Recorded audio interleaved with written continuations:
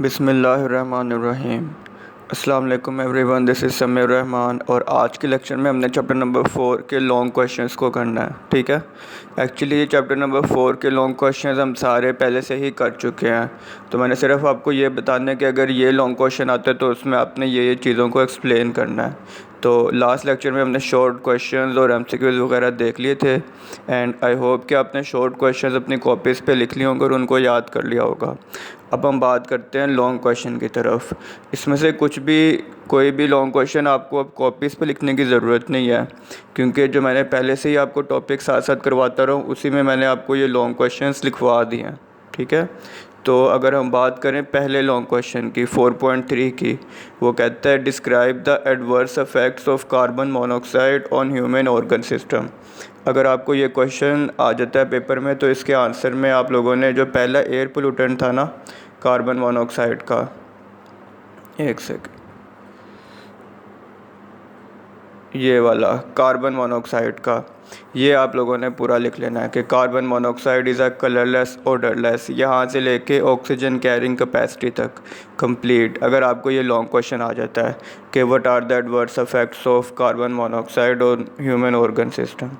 ठीक है, तो अगर हम बात करें अगले लॉन्ग क्वेश्चंस की तरफ, तो जो ये चार अगले ABCD के पार्ट्स आ रहे हैं ना, explain the following phenomena and there effects on the environment. एक ग्रीन हाउस इफेक्ट है, एक ग्लोबल वार्मिंग है, एक एसिड रेन है और एक ओजोन डिप्लीशन है। ये चारों लॉन्ग क्वेश्चंस जो हैं ये मैंने जब आपको करवाए थे तो उसमें मार्किंग करवा दी थी, वो आपने उतना ही एक्सप्लेन कर देना है अगर ये सवाल आता है तो। जो क्वेश्चन नंबर 5 है कि point out the sources of air pollutants you find in your locality and suggest ways to reduce the pollution produce from this sources. वो ये कह रहा है कि पहले तो आप पॉइंट आउट करो, यानी कि निशानदेही करो कि एयर पोल्यूटेंट्स कौन कौन से हैं आपके नियर बाई प्लेसेस में, और फिर उन पोल्यूटेंट्स को कम करने के लिए हम क्या इकदाम कर सकते हैं। तो यही जो मैंने अभी कार्बन मोनोऑक्साइड वाला आपको बताया था ना, ये पूरा टॉपिक आप लोगों ने लिख लेना है, जिसमें इस क्वेश्चन में आपने कार्बन मोनोऑक्साइड को, सल्फ़र डाइऑक्साइड को और ऑक्साइड्स ऑफ नाइट्रोजन, ये तीनों हेडिंग्स, ठीक है, और इसमें जो मैंने अंदर मार्किंग्स करवाई थी ये पूरा लिख लेना है अगर ये क्वेश्चन आपको आता है पेपर में। इसी तरह अगला जो क्वेश्चन है, suggest what can the following communities do to reduce air pollution. ये वाला सवाल आप बेशक क्रॉस कर दो क्योंकि ये नहीं आता आमतौर पर पेपर में। ये स्टूडेंट्स, फार्मर्स, फैक्ट्री ओनर्स और साइंटिस्ट, ये वाला 4.6 इसको आप क्रॉस कर लो, इसकी करने की ज़रूरत नहीं है। अच्छा, अब 4.7 में वो कहता है what is deforestation, explain it's effects on wild life. कि एक तो आपने बताना है कि डिफॉरेस्टेशन क्या होती है और इसके वाइल्ड लाइफ पे क्या इफ़ेक्ट्स हैं। तो इसके आंसर में आप लोगों ने डिफॉरेस्टेशन की एक तो डेफिनेशन लिख देनी है कि destruction of forest as a result of human activities is called deforestation.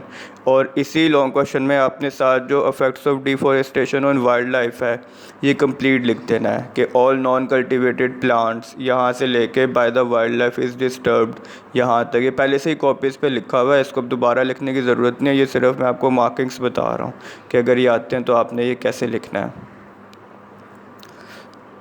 इसी तरह क्वेश्चन नंबर 4.8 में वो आपसे कहता है what types of climatic changes can appear bye deforestation.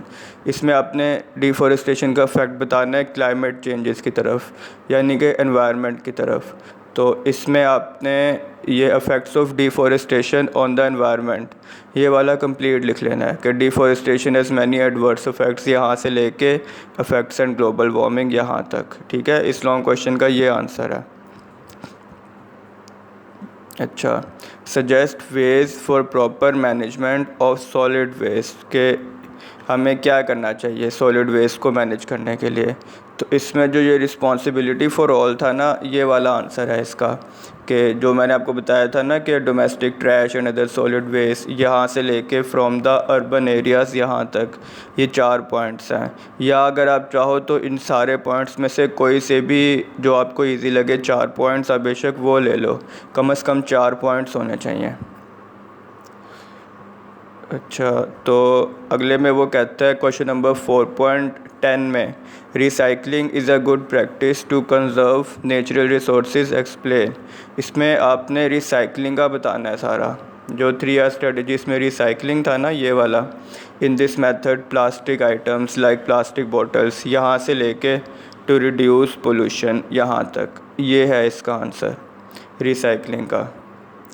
तो इसी तरह नेक्स्ट क्वेश्चन में वो आपसे कह रहा है what should we do to adopt 3R strategies for conservation of resources.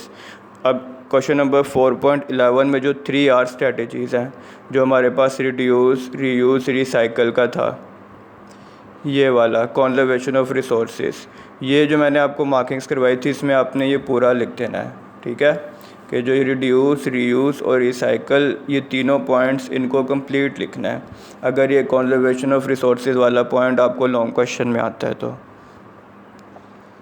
तो इसी तरह और आपके पास लास्ट है question number 4.12, controlling pollution is a responsibility for all, what would you suggest for the individuals, organisations and governments to share this responsibilities.